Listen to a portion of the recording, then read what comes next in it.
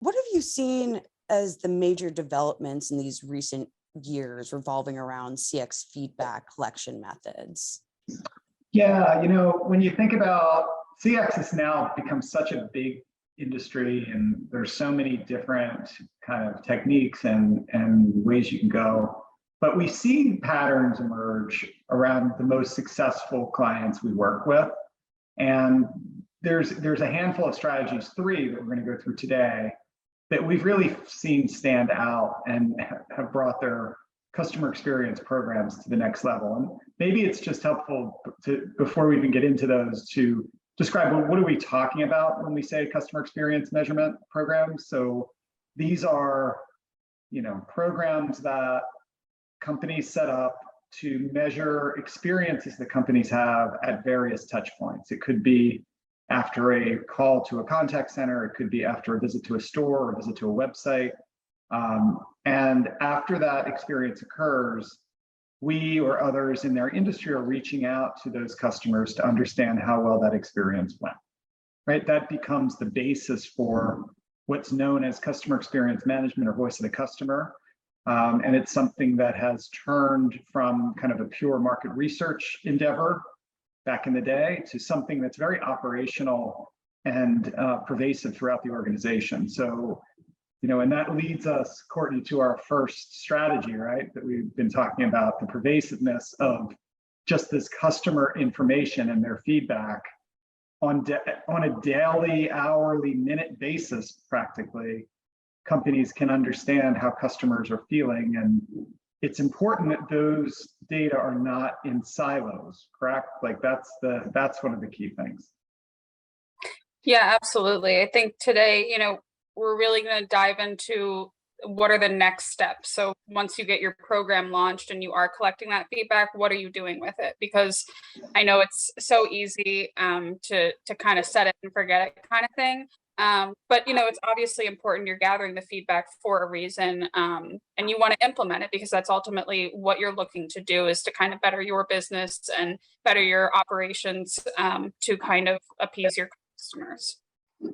So Alexandra, I think we have a slide right around the first strategy, which we're about to, I think, formally reveal. So these are the top CX feedback strategies that we've seen, and we're calling it Democratized Cx Feedback. So democratizing it means that you're sharing it at an appropriate level, and we'll talk about that in a second, with your entire organization, or at least people in your organization who are either facing customers every day or are responsible for revenue or customer loyalty, or even at a C-level position at a company, wanting to understand how the business is going, because these have become, the CX feedback has become KPIs for a lot of companies. That's where Net Promoter Score often comes from. That's where customer effort score comes from, these programs. So it's really important to do this. So Courtney, when I say democratized CX feedback, what do you think of? What is your reaction to that? Yeah, so I was actually thinking about this the other day, and just like we as businesses look at our customers and segment them out, into the different touch points that you have with them, or different age groups or demographics or whatever it might be. It's also kind of important to look internally and sometimes segment out, okay, who are my stakeholders? Who are the people that really want to take a look at this data? And that could be anything from stakeholders like your C-suite to managers that are managing locations day to day and need access to this type of information. So whenever we say democratize the CX feedback, we basically mean we want you to get it out into your organization so that people have access to the information. So as an example, I have several clients, and one of which, depending on the internal employee, I provide the data to them in a different way. So for instance, let's, as an example, take a look at a financial company or a bank. The branch managers, the people that are managing these individual branch locations day to day, they tend to log into our PeopleMetrics platform daily, sometimes multiple times a day, to look at these KPI metrics, to take a look at feedback that's coming through that might be really great or might not be that great, and they need to follow up with it. And then if we're looking at the team as a whole, company-wide, I provide a PowerPoint with the report and the KPIs on a quarterly and annually basis. And then as far as like C-suite members, which tend to be, your stakeholders, I actually email them a monthly PDF report every month. So depending on the people within your organization, sometimes their levels, sometimes their engagement within the actual program, you might be sending the data to them in different ways. And I think that's just super important when you are democratizing this CX feedback. You want to make sure that you're reaching the right people with the right metrics in the right way. Otherwise, it's like you're knocking on a door when no one's home. There's the saying, meet customers where they are, and your customers are your internal users also, right? So they're internal customers. And right. Courtney gave some great examples of how some of these internal customers, as they gain access to this critical information, may just need to see it and desire it in different ways. And there is a technology component to this for sure. So, PeopleMetrics and others in the industry have software that allows pretty easy dissemination to lots and lots of people, right, at different roles, and they can see their own data based on views that we or the client sets up. And it's easy to get all those branch managers a view of their data if they're willing to log into the platform. But if C-suite executives either are too busy or they're not inclined or they have too many things to log into, being able to push that to them rather than enabling the pull, the branch manager example is, we're relying on them to pull the information out of the system and understand it. We are also suggesting, as part of democratization, is to push that information to certain users, however that is. And that could be very unscalable and hard, but you know what? It's not lots of people, it's a handful of people. So that's where you have to sort of weigh the cost benefit on that. But the bottom line is the beauty of CX feedback as it's evolved is it's not siloed anymore. It doesn't sit in one person's office. It's not just part of the PowerPoint presentation. It's a living, breathing thing that can be accessed by anyone potentially at a company. Like, as you know, Courtney and Alexandra, PeopleMetrics has created a policy where we don't charge for user licenses just because of this, right? So we want as many people to be on to the product as possible to get access to the information, right? So we don't want like people sharing passwords or whatever to try to get that information. So we price things differently so everybody can have as many licenses, frankly, as they want. And that's part of the democratization of feedback. How do you think that plays with our clients? You work with them directly, Courtney. Yeah, I mean, many of my clients have hundreds of users, and that's exactly the right point, Sean, is that we're trying to get the data out there to as many people as possible.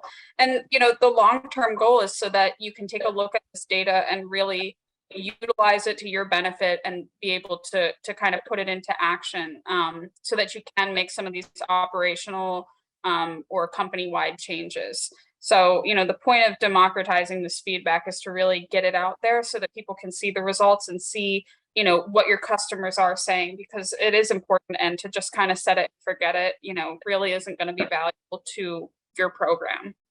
And today there's never been more opportunity to do this, right? So people can obviously access through a PC, but they can be on their phone looking at this type of information, and it's unlimited the ways that these can be accessed these days. So it's really a critical part we see to the very, very best programs. Another part of it, and it leads us to our second strategy, is alert management, which is another kind of use case, right, for the data. Courtney, and I'll explain it at a high level, and please add on. Sure.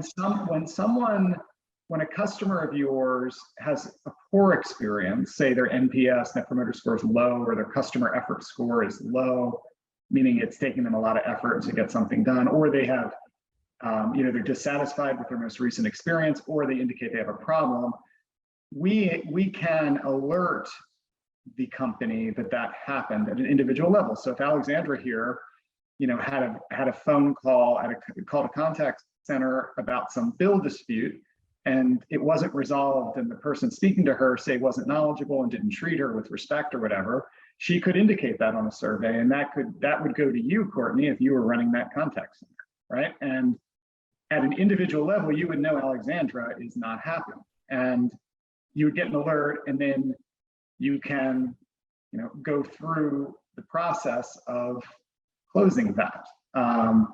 There are also positive alerts that come out. Let's say Alexandra had a great experience with the person that she was speaking to on a call, and she indicated that on her survey that, say it was Julie who she was talking to, went above and beyond to resolve my problem. She was energetic and nice, and I couldn't imagine, the experience being any better.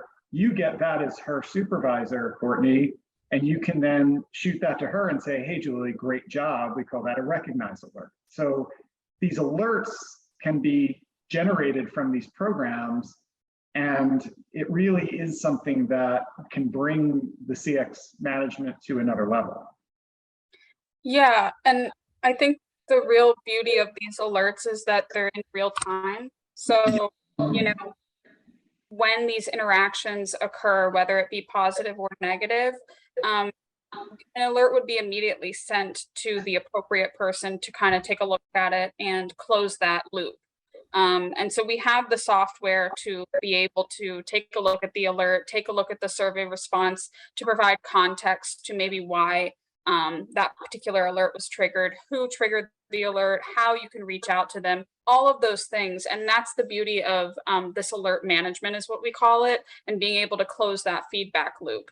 And as Sean said, there are different types of alerts. So off the top of your head, you definitely probably think of a negative alert or a service recovery alert, like he said as an example, Alexandra not having the best experience with the call center. That would be something like a service recovery alert. But we do have other types of alerts, and it can totally be programmable depending on what your business goals are with your program.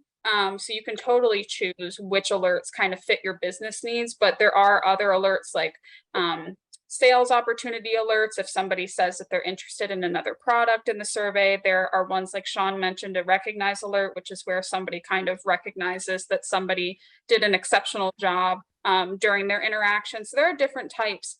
And another cool feature that kind of really takes the alert management to the next level is being able to associate a root cause tag with those alerts. So the root cause tags also in our software basically allow you to kind of, exactly as it says, associate, what was the root cause of the actual alert or the issue with the actual alert. So we can generate a list of potential root causes, which could be anything from poor customer service to technological issue to any of the above. And then that way you can associate the tag with it so that if you come in at a later date, it kind of provides context, and you can say, oh, what caused this alert? Okay, I can see right here it was a poor customer experience. And go ahead, Sean. Yeah, I was just going to say, like, this is something that does take a little bit of prep work ahead of time, where, we typically would read through a bunch of open-ended comments around why people had problems and identify even 5, 6, 7 root causes that we're seeing. We put that in there as options. So when your team is closing the alert, they can choose one, but inevitably there's others that might come up that we can replace or add over time. So this is a living, breathing thing. The software enables it, but it requires almost like a coding exercise from market research to get those root causes to begin with. And then though, your analytical possibilities are extremely broad after that. So then you can start looking at what is the root cause that's causing the most alerts. Let's create a program to fix that. Maybe the root cause was agent knowledge, which is the example I just gave. And the agent knowledge kept going up over and over again.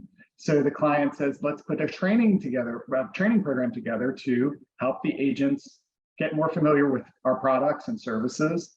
And then you start looking at what does that root cause start going down. That's ideally it would. So it's when we say to the next level, we mean don't just blindly close alerts by, make and kind of make them go away, if you will. You do want to close them. You do want to make contact with the customer. And it depends on what kind of customer you have. If you have what we call a high impact customer who's really, really important to your business, and if you lost them, you would feel it. You want a personal follow-up with those folks. If you have lots and lots of customers, perhaps an email or automated approach or a discount on their next engagement or next experience would be appropriate. But something needs to be done. You need to be able to interact with them. But that's not enough, right, Courtney? To really make systemic change, you have to analyze deeply why these alerts are occurring. Yeah, exactly.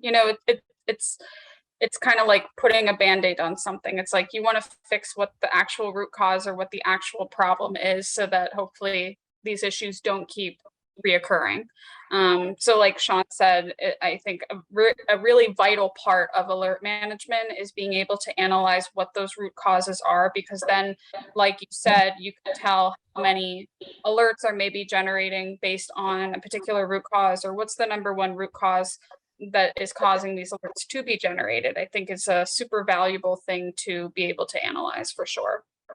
Yeah, and your alert strategy depends on your customer makeup, right? Like I said, if you have limited numbers of customers that are all important to you, we call them high impact customers, then we have certain clients where every single response is an alert. So they want to know, no matter what they've said, there is a email that goes into the inbox of several people indicating what that was. And if they had certain problems, they become different colors. So if they had a negative experience, it's a red alert that comes in called service recovery. If they had a great experience and they recognize someone in the previous example, it's a blue or purple alert that comes in called recognize. And so your alert strategy really does depend on your customer makeup. If you have millions of customers, obviously you can't personally respond to all of them for every scenario. And you have to start thinking about which ones are worth following up on and which ones need to be automated. But in all cases, root cause analysis from service recovery alerts is critical and is best practice and is taking alert management to the next level.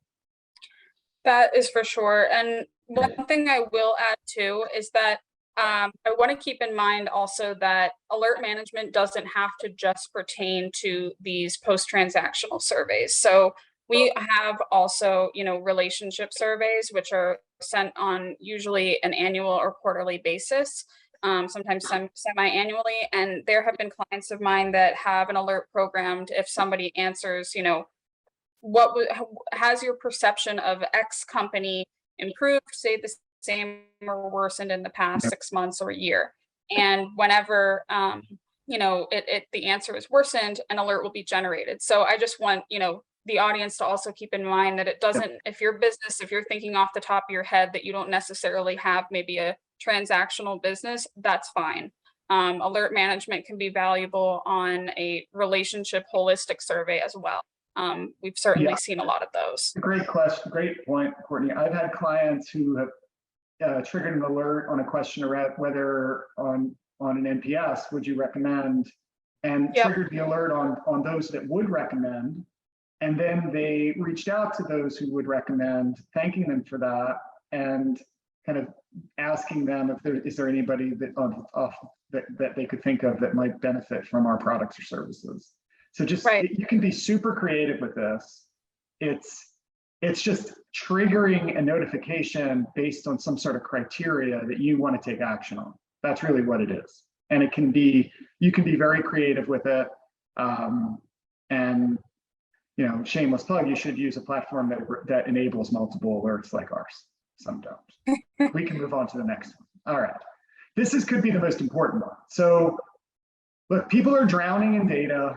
Like there's never been more data on customer experience and customers in general than there is in 2022 August. But good stories around kind of what's going on with the customer experience and then appropriate action to take based on that story is not nearly as prevalent. And this doesn't have to do with technology. This has very little to do with that. Frankly, the first two did, This one doesn't, but it's probably the most important one. Because frankly, if you're not telling customer stories in a way that people can get, first of all, and inspire action, then yeah, you can make it work doing alert management only, and you can probably justify paying for the program by reducing churn that way. But you won't get the very most out of the program if you're not evangelizing customer stories. And, Yep. and Courtney, you do a lot of this. I mean, what does this mean? This means like someone either internally or with a partner like PeopleMetrics needs to take the data out of that system, throw it into some sort of program, Excel, SPSS, et cetera, and start taking a deep look at this data, both the quantitative data, the survey data, as well as any open-ended comments that you might have, and craft a story about what's going on with your customers right now. Yeah, exactly. I know that we often spend a lot of time talking about the metrics like NPS, customer satisfaction, ease, things like that. But, and they truly are valuable to look at, especially when you're looking at trending data. However, I do think, like you said, being able to look at the qual data, the open-ended feedback really provides context to those metric scores. So like you said, I think taking the open-ended feedback and being able to associate themes with it and throw it into SPSS and getting different categories out of it so that you can see really what your customers are talking about helps provide context and helps provide that storyline. And I think it's interesting too, because the alert management in itself, the act of following up with some of these customers and having that conversation, whether it be via email or phone, that also helps provide context. And that also helps provide this storyline. So, I definitely think that being able to have a story associated with the data also just helps stakeholders or other people in the business really kind of understand and engage with the program more, if that makes sense. Definitely. Look, we know CX has turned into a tech industry for a large part of those publicly traded companies who've had IPOs in it. But the bottom line is it's still fundamentally a storytelling value delivery industry too. So the data has to tell a story. And you either have to figure out how to do that yourself in-house, or you have to partner with someone like PeopleMetrics to help extract the story from the data. It's like, I'm trying to think of the analogy, but it's like you're spending so much money on this platform to collect all of this information. You're distributing it to the company, everybody at the company, democratizing the feedback, which is great. And alert management is great operationally. But if you really want to make a change that creates customer centricity and improving the overall customer experience, this step cannot be eliminated. This is a market research type thing. And that's why I see we should do Alexandra PeopleMetrics Live on the convergence. The more, I know we've done in the past, but it continues to be the convergence of market research and customer experience. But this is an example of it, where great storytelling, which is sort of the hallmark of market research, benefits CX a great deal in realizing the return on your investment. You meaning, the people who are investing in these programs.